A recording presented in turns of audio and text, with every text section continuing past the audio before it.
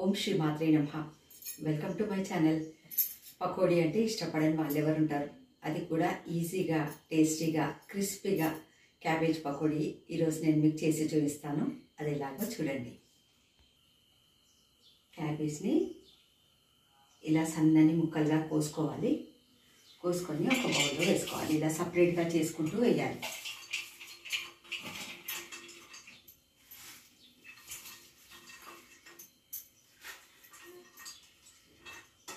సన్నగా పొడుగా కోసుకున్నాను.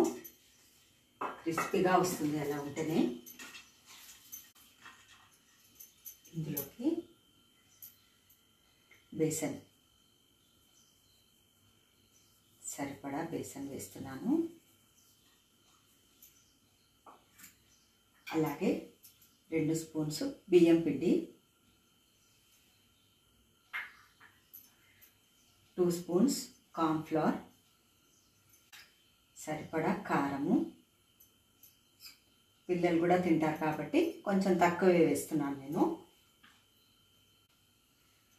పసుపు, అల్లం వెల్లుల్లి పేస్ట్, గరం మసాలా పౌడర్. మనం రెగ్యులర్ చేసే పకోడీలో వేయం కదా గరం మసాలా, దీంట్లో ఇదే హైలైట్. 1.5 టీ స్పూన్ వేసాను చిన్న స్పూన్తో. ఇందులోనే ధనియాలు 1 టేబుల్ స్పూన్ అని తీసుకొని వీటిని చేయితోటే ఇలా నలవాలి.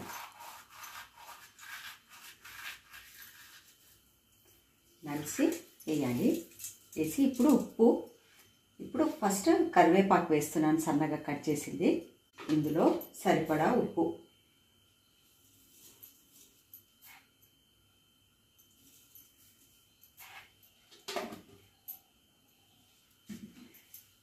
వేసి ఇవన్నీ ఫస్ట్ కలుపుకోవాలి. ఎందుకంటే క్యాబేజ్లో కూడా నీళ్ళు ఊరుతాయి కాబట్టి నీళ్ళు ఏం యాడ్ చేయవద్దు. ఇప్పుడే ఫస్ట్ మొత్తం క్యాబేజ్ని ఇట్లా ప్రెస్ చేస్తూ కొంచెం ఇట్లా గట్టిగా ఈ మసాలాలన్నీ క్యాబేజ్కి పట్టేట్టుగా కలపాలి.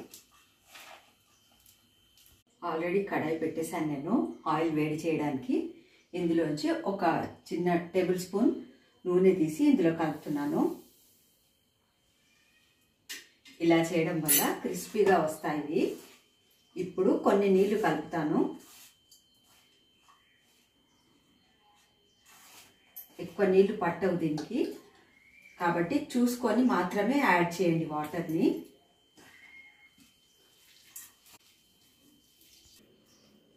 ఇది చూస్తున్నారు కదా, మరి పిండి పిండి లాగలేదు, మరి అలాగని క్యాబేజ్ ఎక్కువ కూడా లేదు. జస్ట్ క్యాబేజ్ని పట్టి ఉంచడానికి మాత్రమే పిండి ఉంది. చూడండి, ఇందులో చాలా మటుకు క్యాబేజే ఉంది. ఈ స్టేజ్లో ఇప్పుడు పకోడీలు వేసుకోవాలి. నూనె మరీ వేడిగా లేదు, అలాగని చల్లగా లేదు, మీడియం టెంపరేచర్లో ఉంది.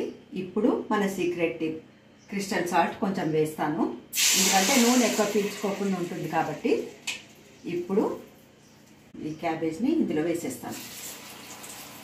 జస్ట్ కొంచెం దాన్ని వేసేయాలి. వెంబడి కలపొద్దు.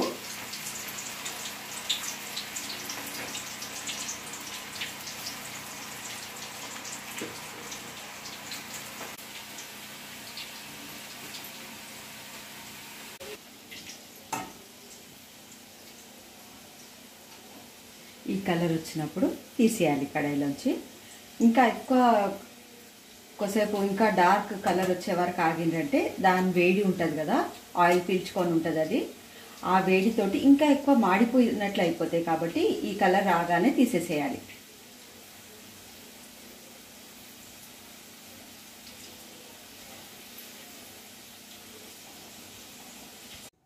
చూస్తున్నారు కదా, ఇది ఎంతో క్రిస్పీగా, లోపల కూడా బాగా కుక్ అయ్యాయి. నూనె కూడా ఎక్కువ పీల్చుకోలేదు.